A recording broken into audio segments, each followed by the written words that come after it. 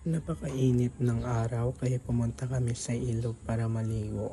Habang papunta kami, napansin ko ang puno ng bayabas sa gilid ng daan.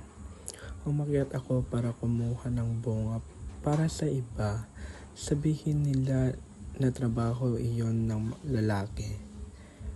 Pero para sa akin, hindi mahalaga kung babae o lalaki.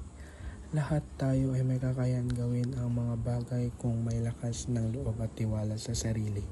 Ito ang tunay na kahulugan ng gender empowerment, ang pagkakabantay-pantay ng kakayahan at oportunidad.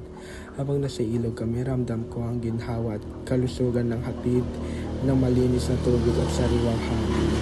Napagtanto ko rin ang epekto ng climate change, mas mainit na ang panahon kaysa dati at kailangan nating pangalagaan ang ating kapaligiran dahil ang kalikasan ang nagbibigay sa atin ng pagkain, kalusugan at buhay.